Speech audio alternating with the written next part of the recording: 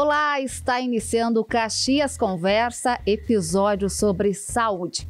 Neste quarto episódio, nós vamos falar sobre a relação do intestino com o cérebro. Será que existe essa relação? Será que os dois se conectam? Quem vai responder para a gente sobre este assunto é o Eduardo Claas, ele que é nutricionista, especializado em visão sistêmica de saúde, e também Marcelo Roxo, médico com atuação em neurologia funcional e integrativa. Lembrando que o podcast da Câmara de Vereadores de Caxias do Sul é um espaço para debater assuntos do Legislativo caxiense, mas também aqueles que fazem a diferença no seu dia a dia, como, por exemplo, a saúde, que é tão importante para a gente. Quero agradecer a presença de vocês aqui nesse dia, Marcelo, Eduardo. E vamos conversar sobre saúde, que é um tema tão importante que faz toda a diferença na nossa vida. E eu quero começar esse podcast falando sobre saúde com o Dr. Eduardo. Existe uma conexão de fato entre o intestino e o cérebro? Qual é a importância dessa conexão, se ela existe?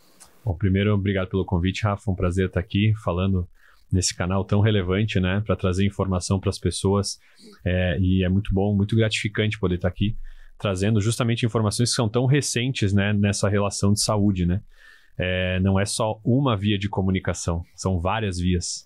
O eixo intestino-cérebro é uma realidade científica e ele pode se conectar por várias formas, desde via nervo vago, por estímulos nervosos, desde via sistema imunológico, né? Então, desde via também de produção de neurotransmissores que tem essa relação, né? Por exemplo, né, 90% da serotonina, que é o hormônio do bem-estar, é produzido no intestino, né? Então, hoje, se você for procurar dentro dos principais canais científicos, né, é uma das áreas mais publicadas, que mais tem sofrido publicações, é a relação intestino-cérebro. Acho que dentro da ciência mais recente é a área que mais tem sido contemplada e é a que mais tem empolgado a gente no que tange trazer cada vez mais ferramentas para cuidar da saúde das pessoas em vários aspectos. Então a gente já começa com uma resposta. Sim, existe uma conexão.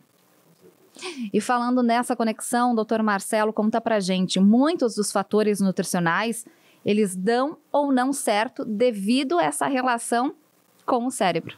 É isso aí, Rafa. Obrigado, então, pelo convite. Também agradecendo aqui, tá aqui presente nesse canal, nesse canal de comunicação tão relevante aí para levar saúde à população.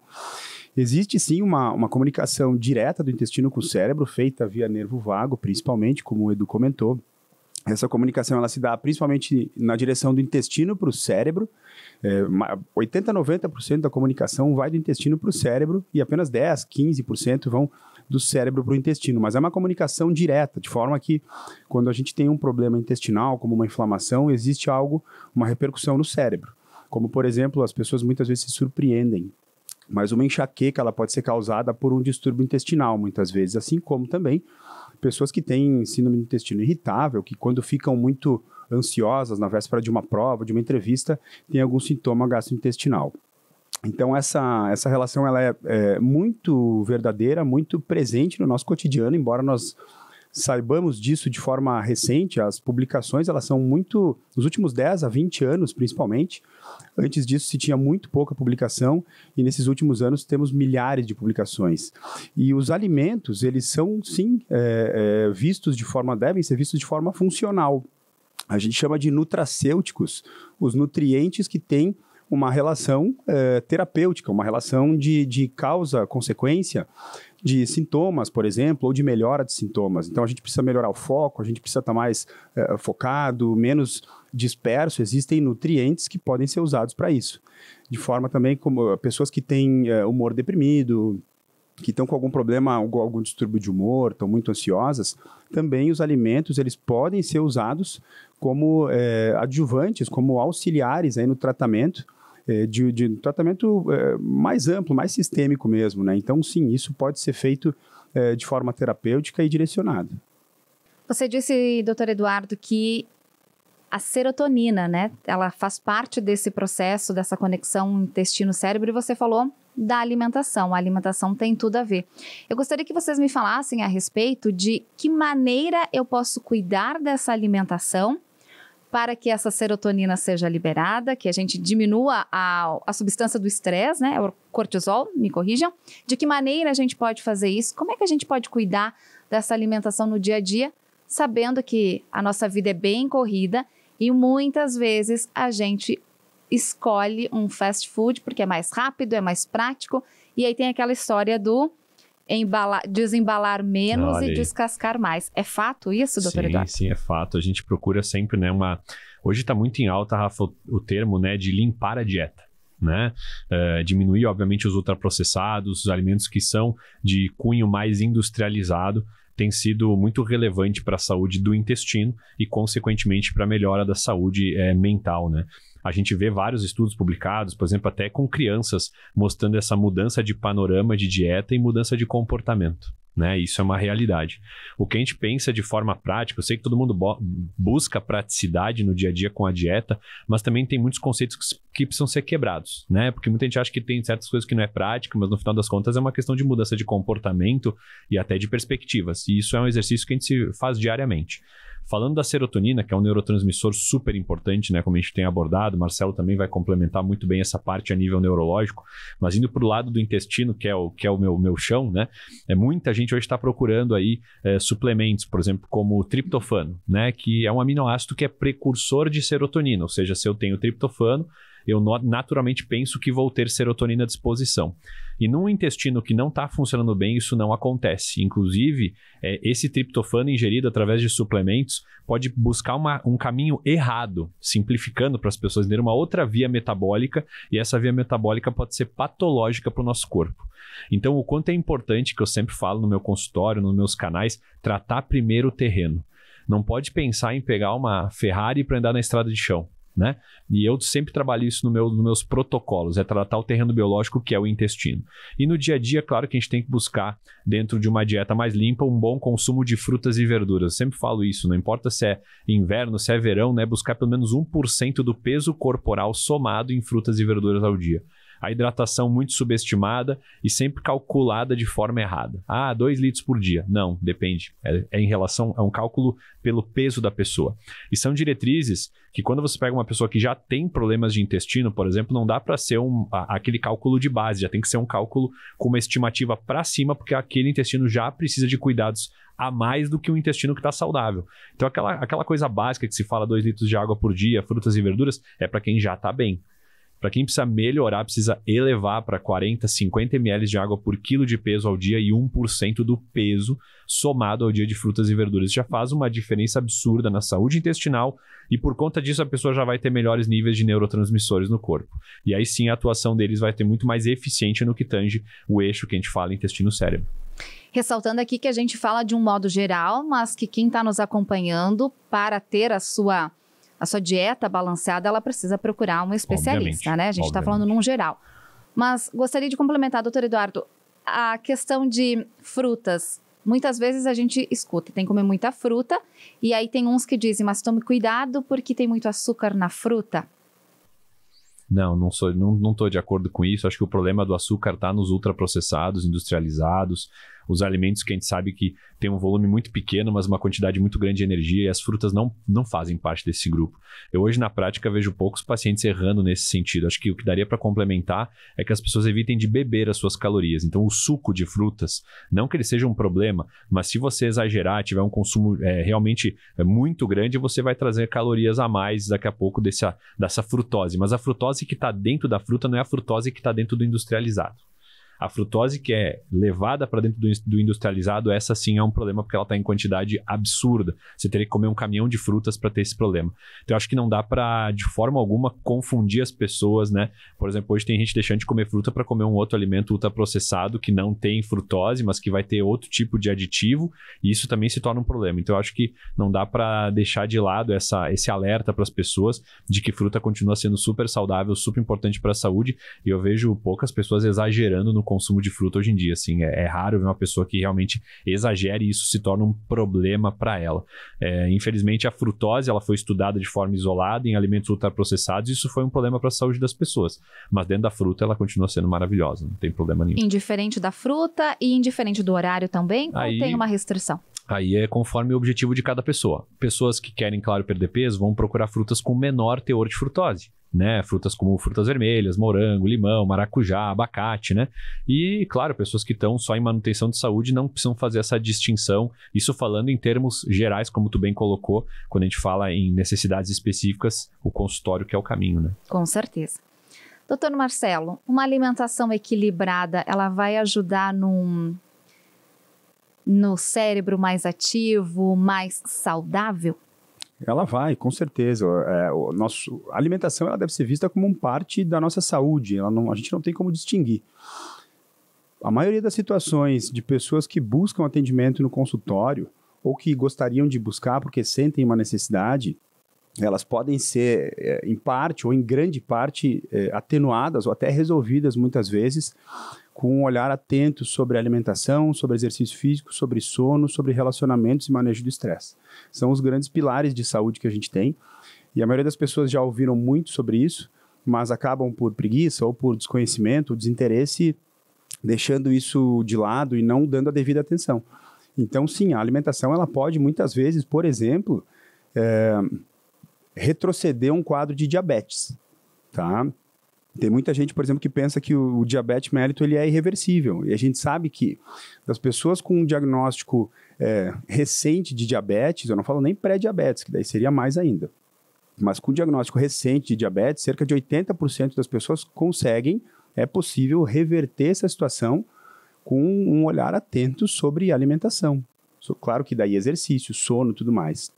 Porque a gente precisa também dormir bem, nós precisamos nos movimentar. O sedentarismo hoje ele é visto também como uma doença já. Ele é a doença da falta, da ausência de movimento.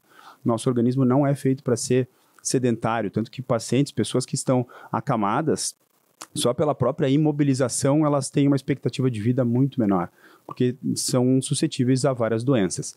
E a alimentação também, ela deve ser vista de forma muito atenta, muito conscienciosa. Existem alguns mitos sobre alimentação bem importantes e existem algumas, a gente pode falar sobre isso, mas existem dicas importantes também. Por exemplo, eu acho que vale a pena, quando você vai ao supermercado, não vai com fome, porque a tendência é sempre de comprar o que não deve, ou o que não deveria, ou o que não iria comprar. Então, vá ao supermercado e faça a compra que você fez a lista, porque se você for com fome, o teu cérebro vai te induzir a comprar algo que você não precisava, ou que você sabe que não deveria. E muitas vezes você pode ver isso também, isso é bem comum, né? As pessoas que estão estressadas e que trabalham bastante, que correm e que não conseguem parar durante o dia, geralmente a refeição que elas exageram é a da noite, que é a pior. Porque a nossa insulina à noite, o natural, o fisiológico, seria de a insulina cair. Então, o nosso organismo, isso entra em conformidade com toda a nossa fisiologia. Se a gente tem um pico de insulina por uma alimentação excessivamente calórica ou com excesso de carboidratos, a gente vai ter um problema metabólico, vai ter um problema de sono, vai ter um problema de peso. E isso pode ser evitado com uma distribuição bem adequada de alimentação. Mas essa distribuição ela tem que ser planejada, então o planejamento é outra coisa importante. Quando você tem o intuito de ter uma alimentação funcional, de cuidar do seu organismo, de cuidar do seu cérebro, eu acho que o planejamento é algo fundamental. A gente tem que planejar a alimentação da semana. Se você deixar para pensar o que vai almoçar meia hora antes, provavelmente você vai acertar algumas vezes, vai errar na maioria. E assim qualquer refeição. Então, eu acho que a alimentação... Muitas vezes eu evito a palavra dieta, porque ela tem sido associada com a gente já ouviu as mais mirabolantes dietas, né? Dieta disso, dieta daquilo. Dieta, na verdade, no sentido de estilo alimentar. Então, a nossa dieta, ela deve ser bem planejada e a gente deve executar isso, colocar em ação de forma satisfatória, não deve ser uma briga. A gente tem que ter um estilo alimentar, na verdade, que a gente consiga... assimilar isso ao nosso cotidiano sem grandes dificuldades. E aí fica, por exemplo, não é mais necessário aquele dia do lixo, sabe? Que é outra coisa que eu acho que não é necessário, né? Porque se você se sente com rédeas preso a uma alimentação muito restrita e tem que ficar cuidando e medindo a palma da mão e não sei o quê, chega no final de semana na alimentação do dia do lixo e vai comer por um mês. Não vai adiantar. Agora, se for uma alimentação 80-20, né, 80% adequada, com 20% do tempo ali até, você pode sair dela, comer outras coisas, sem exagero, sabendo como e quando fazer isso de forma mais adequada, enfim. Eu acho que isso te traz um novo estilo de vida e isso te traz mais tempo de vida e mais qualidade de vida. Então, é uma mudança de estilo. Você falou do sono. A gente precisaria levar mais a sério a hora de dormir? A gente precisaria levar a sério. Mais, né? Porque as pessoas nem levam a sério. Então, porque não... eu vou te dizer assim, tem muita gente que não leva, tem muita gente que espera arder para procurar, né?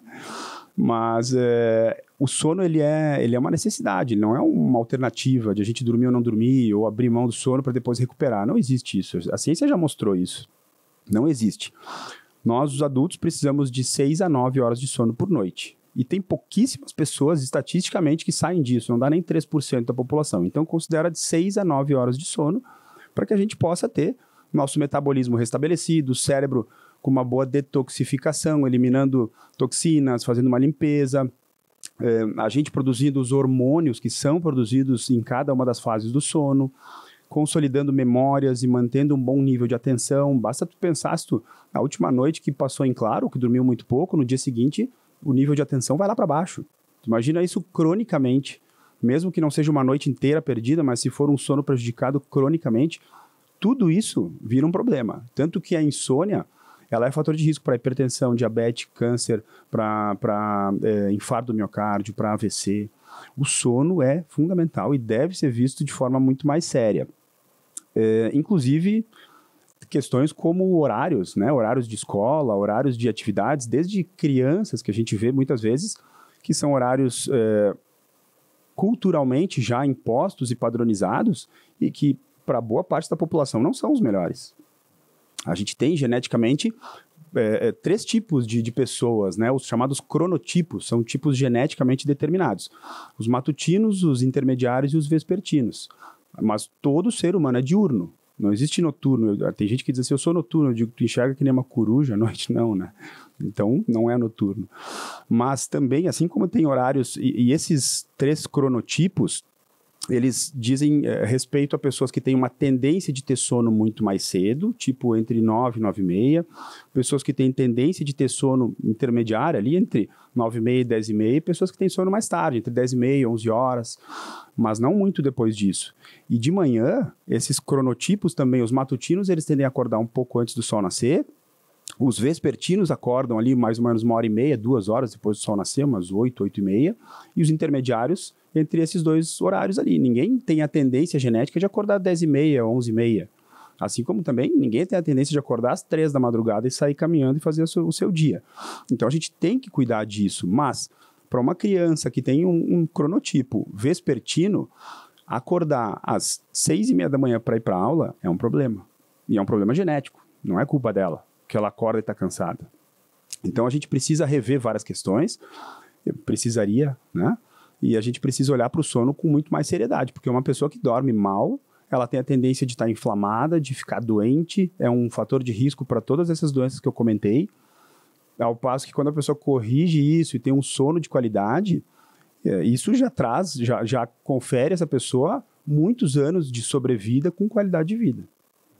Então, pode-se dizer, doutor Eduardo, que o sono também tem a ver com uma vida saudável e até auxiliar no emagrecimento? Sim, na verdade, o intestino precisa do sono. Primeira coisa, né? Ele é um órgão que adora a rotina.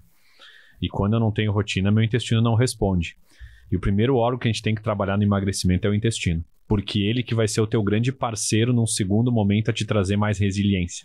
O que eu vejo na prática clínica, isso está embasado pela ciência, é que quando você atua primeiro no intestino, porque hoje as pessoas pensam sempre no fim, né? Eu sempre falo que o primeiro ponto de partida é o que consolida muitas vezes o resultado lá na frente. E a minha linha de prática clínica é essa. Então, como o Marcelo bem colocou, se você entra numa rotina de sono, você já encaixa também logo em breve o teu intestino. E a partir disso, você vai começar a ajustar o teu café da manhã. E o teu café da manhã tem que ser nutricionalmente denso. E a partir daí eu costumo dizer que as melancias se organizam na caçamba, porque você dormiu bem, começou bem, o resto do dia você tem resiliência. E aí naquele momento do almoço ou de um café da tarde, você vai poder pisar no freio, porque isso vai ser relevante. Primeiro porque isso regula a tua insulina. você melhora os neurotransmissores a nível intestinal. Então, tu te torna uma pessoa mais resiliente para enfrentar um processo de perda de peso, por exemplo. E claro, a ciência já provou, reduzir peso é reduzir calorias. E aí eu sempre pergunto, mas por que tem cada vez mais pessoas enfrentando o problema de peso? Porque todo esse encaixe de metodologia, para mim, não me faz sentido começar pelo modelo calórico. Tanto que hoje a gente tem pessoas aí validando industrializar a dieta com calorias baixas para que você possa aderir melhor. Isso cientificamente não tem nenhuma prova. E aí está o problema aí fora, né? Você tem cada vez mais problema para resolver nesse sentido de peso, né? Então, com certeza, a rotina... E aí, a partir disso, os órgãos funcionando dentro dessa tua cronobiologia, porque existe horário dos órgãos funcionarem melhor. Então, o início do dia é o horário do intestino. E a partir disso, tu começa a encaixar todas as peças. A gente está aqui para ir além do óbvio, né? Falar de caloria já é uma coisa que está batida, todo mundo sabe, não dá para ter excesso de caloria na dieta. Mas e por que o problema não é resolvido? Porque em detrimento disso, você permite que a pessoa industrialize a dieta, durma a hora que ela quer, porque não sei o quê, tanto que durma tantas horas por dia, né? Não é assim que funciona, como o próprio Marcelo colocou. Tudo tem horário, não é só horas, é horário. E os horários estão definidos por esses cronotipos e a partir disso começando a ser acertado, que é muito do que a gente faz, né, Marcelo, na clínica, né? É aí que tu consolida não só o resultado a curto prazo, como manter. Porque hoje o que a ciência fala, no Brasil, 7 a cada 10 pessoas que emagrecem somente contando calorias voltam a ganhar o peso perdido em até 3 anos.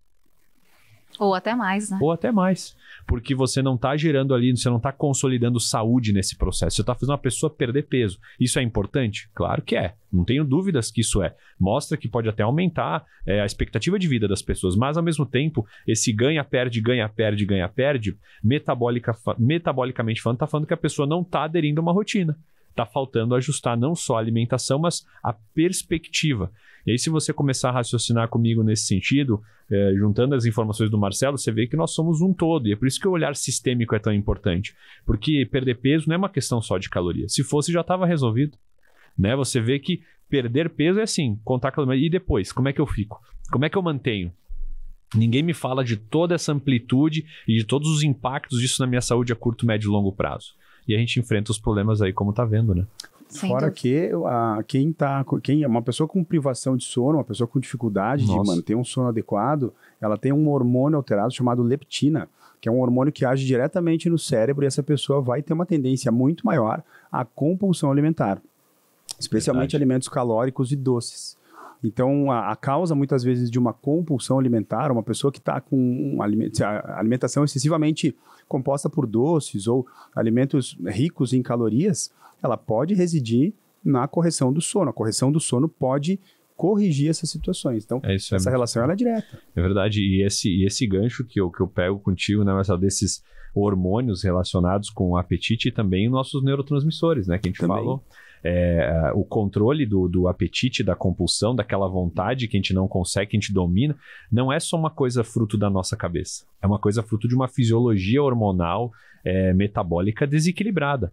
E hoje você tem, de novo, pessoas validando lá tomar alimentos industrializados, 0 caloria à vontade numa dieta de emagrecimento, sendo que a ciência está falando que os adoçantes contidos nesses alimentos podem induzir uma resistência à insulina na microbiota intestinal e fazer com que tu tenha mais vontade de comer doce. Então você não está resolvendo o problema.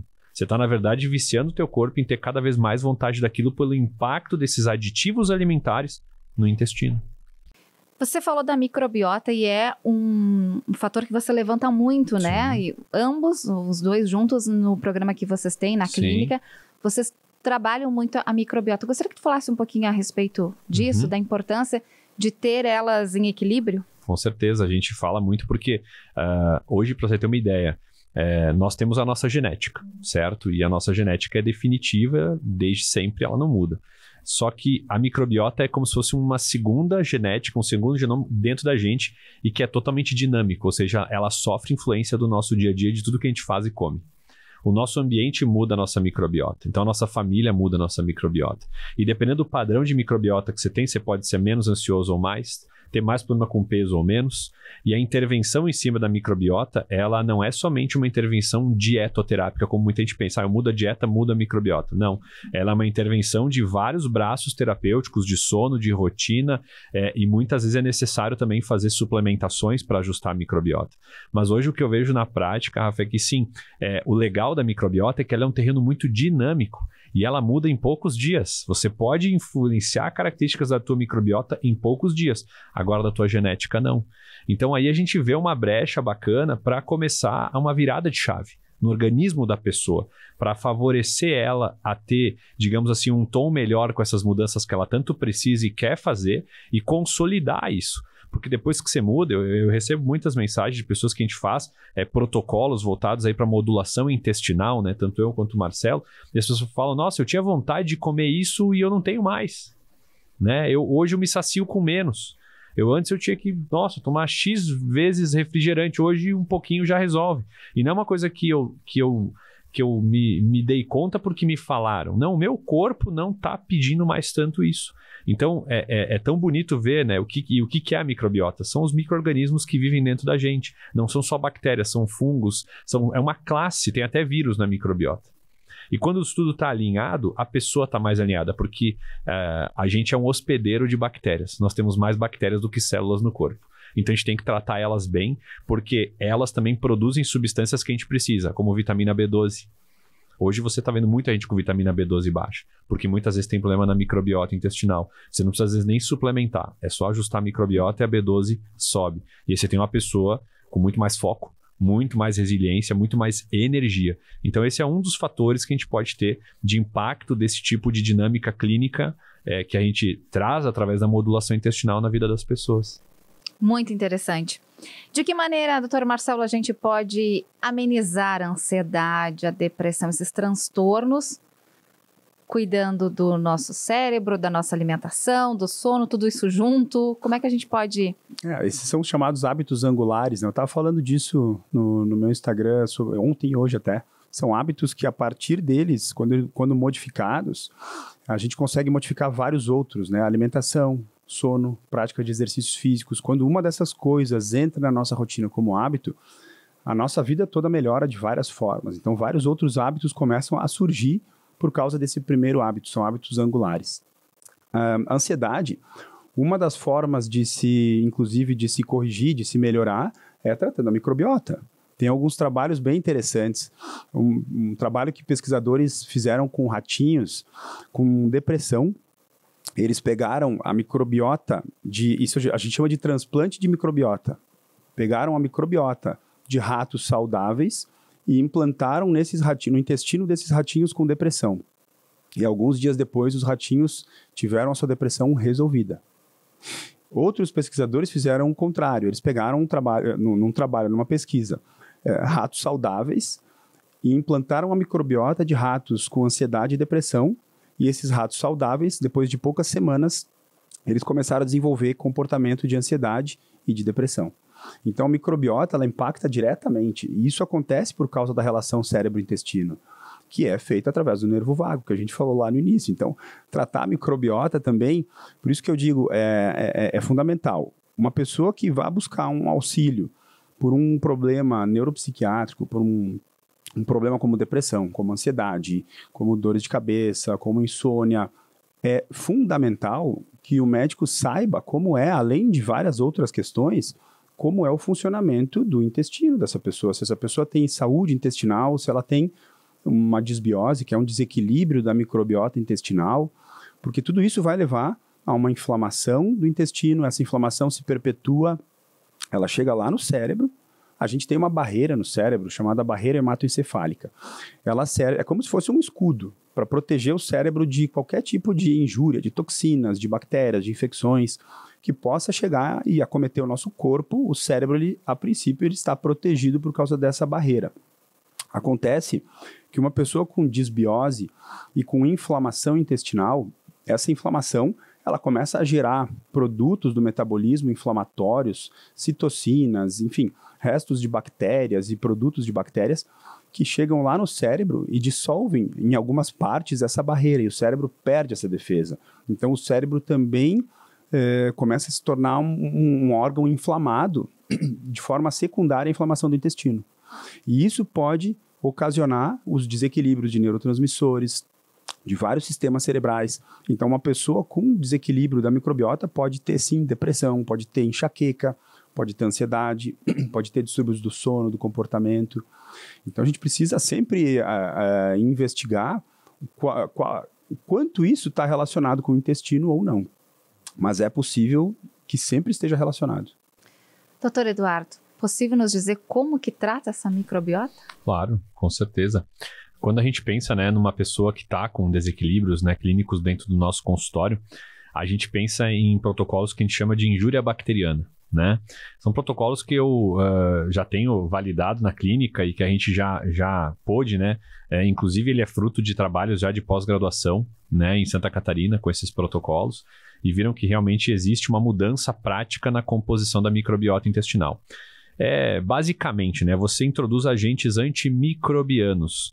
Eu vou dar exemplo aqui, né, como o extrato de própolis, né, que é um agente que vai lá e ele ajuda a diminuir a contagem de bactérias patogênicas. São essas bactérias que a gente pode classificar como bactéria ruim. Assim como foi feito com o colesterol. Colesterol bom, colesterol ruim. A gente sabe que não é bem assim, mas liturgicamente fica claro para as pessoas entenderem. E aí você diminui a quantidade dessas bactérias patogênicas através de agentes antimicrobianos. E na dieta você tem chás, você tem suplementos, você tem alimentos que têm efeito antimicrobiano, como o alho, por exemplo, o chá de cravo da Índia, o chá de endro, o chá de alecrim, né? As pessoas aí, mulheres que vivem ali com as infecções urinárias, isso faz um bem danado. E aí você começa a gerar intervenções nessa microbiota. E claro, também não alimentar demais essas bactérias patogênicas. Então a gente faz o quê? Reduz açúcar, lácteos e glúten da dieta. Não é uma redução permanente, mas é uma redução estratégica. Eu falo isso muito, né? Existe aquela questão que se prega hoje, dieta sem restrição. Tá, mas que tipo de restrição? Ela tá numa estratégia ou ela tá jogada ali porque alguém falou, né? Então, dentro da estratégia de consultório existem sim algumas restrições para a gente poder reabilitar o ser humano, reabilitar aquela microbiota intestinal para que ela realmente sofra essas intervenções benéficas para ela. E depois se faz a reintrodução desses alimentos naturalmente. Então, a pessoa que está acolhida no consultório, ela não tem preocupação com restrição. Ela está sobre uma estratégia, o que é totalmente diferente. E existe, a partir disso, uma influência enorme na microbiota intestinal. E ela muda de padrão.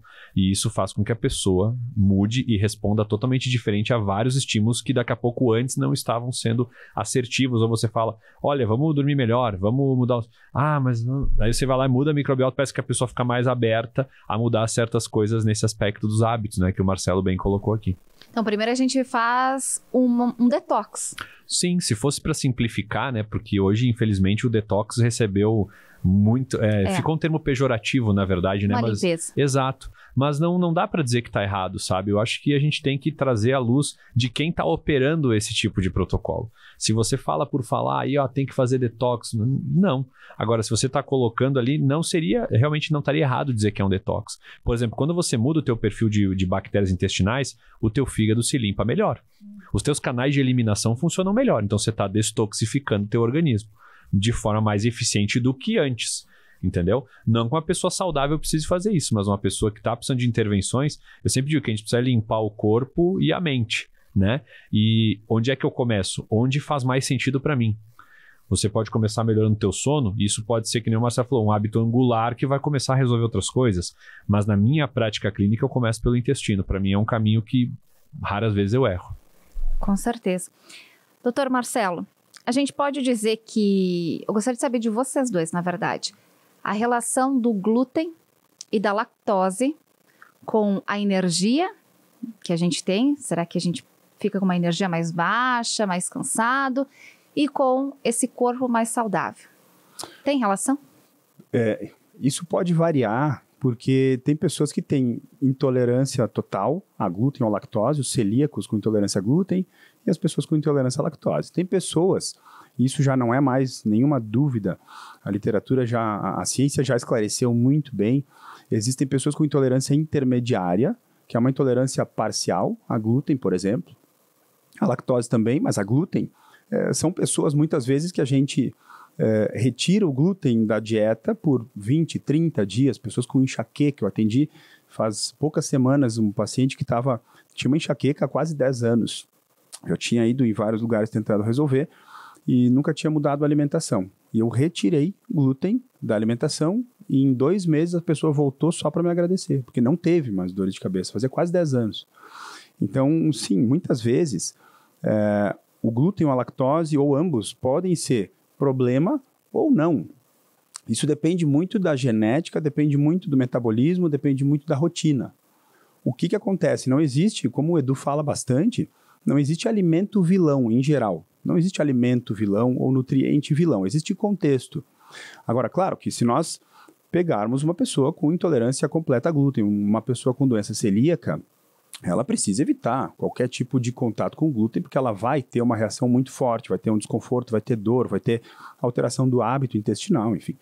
Então, agora, com exceção dessas pessoas que são a menor parte, que têm intolerâncias muito visíveis, muito presentes, a maioria das pessoas pode ter isso na sua rotina alimentar sem problema nenhum, se não for exagerado, se for num contexto saudável e se não for, por exemplo, 11 horas da noite, comer 2 pãezinhos franceses, 2 cacetinhos com um sanduíche, né?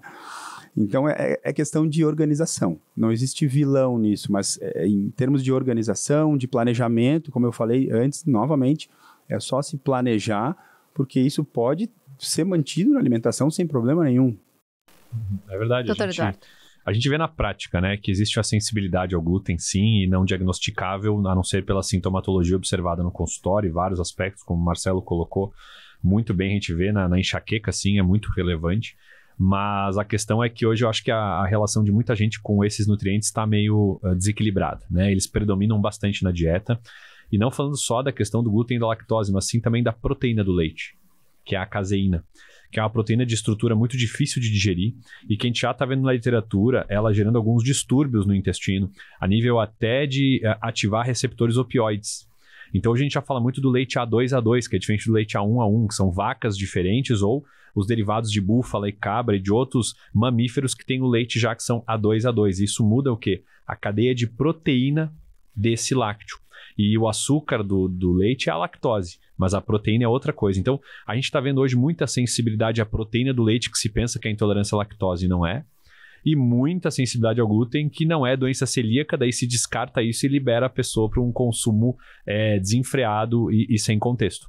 Então, hoje o grande problema está sendo as pessoas não ouvirem o organismo delas, porque o corpo fala, né?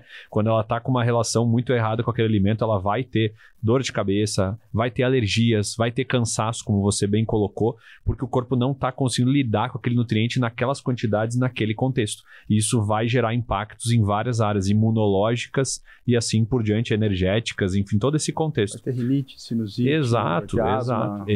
E isso tudo deixa a pessoa muito prostrada. Você pensa uma pessoa com rinite. Aqui na nossa região nem se fale, né? As pessoas passam essa época do ano de inverno e outono e inverno sempre com o nariz escorrendo. Aí você vai lá, faz uma intervenção na dieta e a pessoa para de ter. Insere aí um ativo como própolis, reduz glúten e lácteos da dieta e já faz, né, uma grande melhora. E outra, o tipo de glúten, o tipo de lácteo. Porque hoje você pode trocar tranquilamente um pão convencional por um pão de fermentação natural. Você vai ter uma digestibilidade melhor daquele glúten, então faz diferença. Não é bobagem. Antes se falava muito do pão branco e do pão integral. Hoje a gente já fala que isso nem faz tanta diferença assim, e sim a questão da fermentação que esse glúten sofre. As pessoas que saem do Brasil vão para a Itália e para a França e não se queixam de desconfortos lá como tem aqui, porque lá é outro tipo de processo na massa, no pão, na pizza e assim por diante. E os lácteos também, em sua maioria, são A2A2, enquanto que aqui são A1A2. Então a gente já tem uma estrutura de difícil digestão. E a digestão desequilibrada, ela aumenta a produção de histamina. E isso bagunça o organismo da pessoa de uma forma muito relevante. Então, aí estão as sensibilidades alimentares não celíacas e que também não são intolerâncias, mas que tem que ser toda uma avaliação profissional para você identificar isso e fazer um protocolo de retirada, que a gente fala de eliminação e depois de reintrodução. Não tem muita dificuldade nisso, porque a pessoa também se sente melhor, ela vai entender. Agora, você cortar por cortar, porque eu ouvi alguém falar, não faz sentido, né?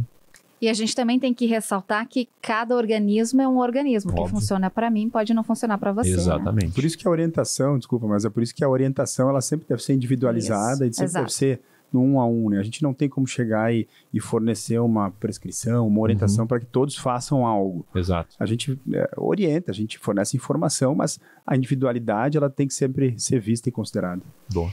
Com certeza. Nós estamos nos encaminhando, infelizmente, para o final desse podcast. A gente pode fazer o episódio 4.1, porque tem muito assunto. Vai ser um prazer. Eu gostaria de cada um de vocês, o que a gente pode fazer hoje para ter uma vida mais saudável daqui 5 anos, por exemplo? O que a gente pode começar a pensar a partir de agora, quem escutar o nosso podcast, né, levantar do sofá agora e fazer isso. O que, doutor Marcelo? Bom, no meu ponto de vista, a primeira coisa, o hábito que mais vai fazer diferença em termos de longevidade e qualidade de vida é movimento. Tá? Então, o que eu sugiro que as pessoas façam é, de alguma forma, se conseguirem contar seus passos e dar pelo menos 7.000 passos por dia. A gente sabe que com mais de 7.000 passos, a pessoa já não é considerada sedentária, e com mais de 7.000 passos por dia, a maioria das pessoas que contar vai se assustar, vai ver que dá entre 2 e 4.000. Acima de 7.000 passos por dia, a gente já tem um ganho em termos de longevidade, qualidade de vida e redução do risco de várias doenças. E acima de 10.000, aí seria o ideal, mas 7.000 passos por dia seria já um bom ponto de partida para buscar mais saúde. Muito bacana essa dica, né? Bem simples. Excelente. Já que falamos de quantidade das coisas, 40 ml de água por quilo de peso ao dia. Com certeza a hidratação, né, faz toda a diferença. As pessoas subestimam. Ontem mesmo um paciente meu de 90 quilos estava tomando 2 litros de água por dia quando ele deveria tomar 4. Né? Então tá na hora de a gente calcular, ter um pouco mais de atenção, que nem o Marcelo falou, quando você parar para olhar o quanto de água você está tomando e o quanto de passo você está dando, você está para trás, muito provavelmente muita gente está para trás. E isso é algo que a gente começa e já sofre o efeito a curto, médio e longo prazo. Você falou para 5 anos, para 10, para 20, para 30. Né? São dicas bem simples do nosso dia a dia, a gente não precisa fazer nada, né, além, mas que vão fazer total diferença no futuro. Quero agradecer imensamente a participação de vocês. Com certeza a gente vai voltar a conversar, porque a gente tem muito assunto a respeito. Saúde é tudo na nossa vida. Agradecer a quem também nos acompanhou aqui no nosso podcast Caxias Conversa, falando sobre saúde, o episódio 4, onde hoje nós conversamos com o Eduardo Claas, nutricionista, especializado em visão sistêmica da saúde, e também Marcelo Roxo, médico com atuação em neurologia funcional integrativa. Este foi o Caxias Conversa desta semana. Eu quero agradecer a sua companhia e convidar você a continuar acompanhando pelo canal 16 da NET e também por meio dos nossos streamings de áudio. Um grande abraço para você e até a próxima.